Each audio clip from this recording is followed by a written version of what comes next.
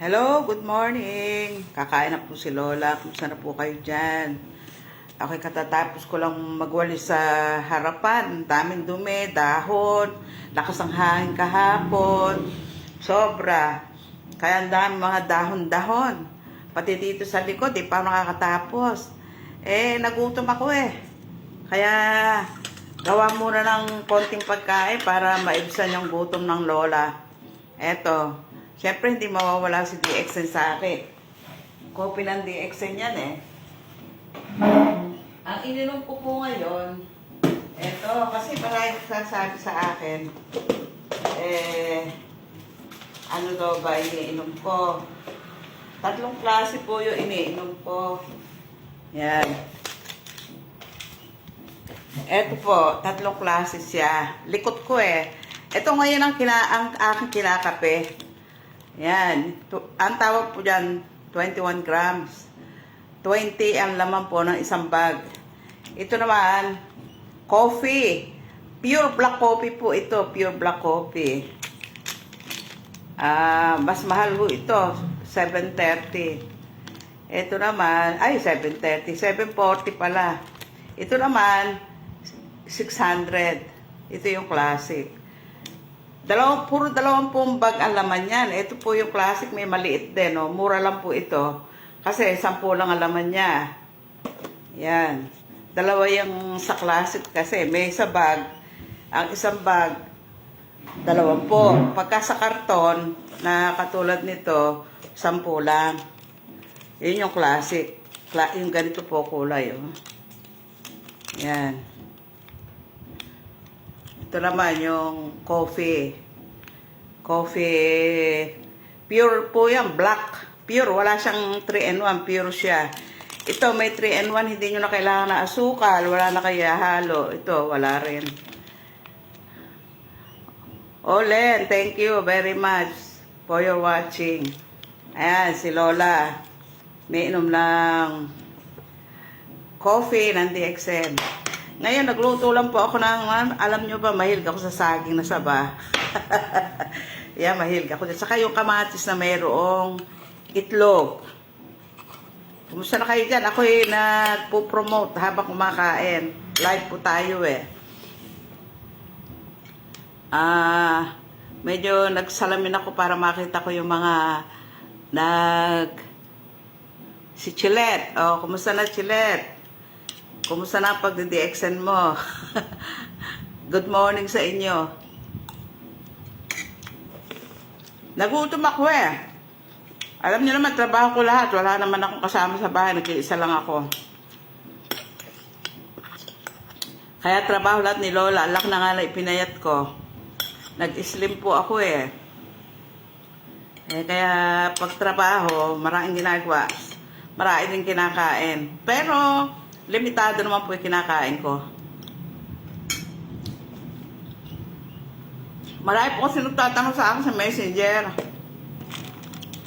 Kung ano iniinom ko. Yan lang po ang aking iniinom. Safe po yan. May Ganoderma po yan eh. Safe. No side effect. Thank you po sa mga hindi nakakalimot na bumibili.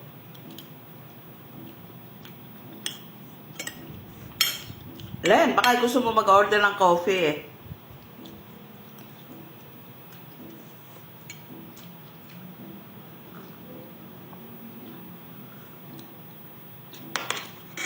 Mapunta po ako dun sa naikwento ko noong isang araw na ako naisahan po ng mga scammer. Kahit anong ingat talaga nangyayari yun. Kaya wag ko kayo mag-open link. Kung sakali, meron kayong nilike at may nag-messenger sa inyo, huwag nyo na pong papansinin. Kasi hindi naman pala lahat ng mga tanyag na vlogger, siya na mismo yon. Kasi namimigay nga siya. Meron pong gumagamit sa mga pangalan nila, kaya mag-ingat po tayo. Habagay, maliit na halaga lang naman nakuha niya. 1,600. Binayad lang sa akin yun ng may utang. Ngayon, yung Gcash ko, sarado na. Sinarado ko na po.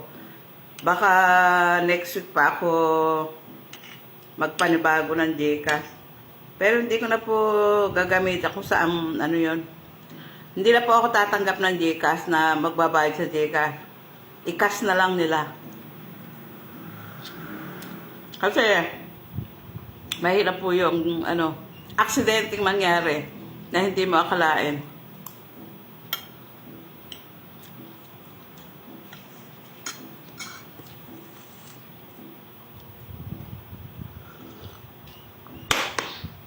Pero alam niyo po ba, maganda rin sa tao yung na-exercise.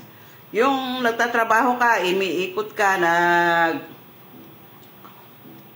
pinaka-exercise sa katawan, lumalakas. Eh, isipin nyo naman, sa edad kong 70, nakakaya ko pa yung trabaho, laki-laki ng linisin dito, sa bakuran, sa lahat. Madahon, nakakapagod. Opo, nakakapagod talaga. Pero, dahil nga sa umiinom ako ng product ng DXN, saglit lang po yung pagod. Pahinga lang konti, wala na. Okay na ako. Malakas na ang katawang.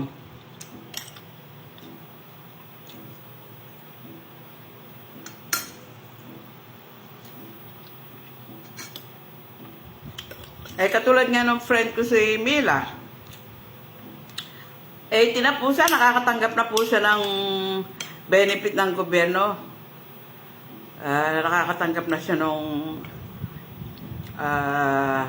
yung bang binibigay na 100,000, unti-unti na siyang nabibigyan. Siguro nakakuha na siya ng mga 40,000 mahigit. Eh, hindi na hintay siguro ng gobyerno na maging yon. Umabot pa ng 100, hindi na niya pakikinabangan yun. Pero malakas pa po siya dahil umiinom siya ng product ng DXN. Marami na po yata ako nasabi. Basta po, sa mga kapwa ko ka-DXN partner, tuloy lang po kayo sa ginagawa nyo dahil kung may tiyaga, may nilaga. Okay po, thank you very much for watching.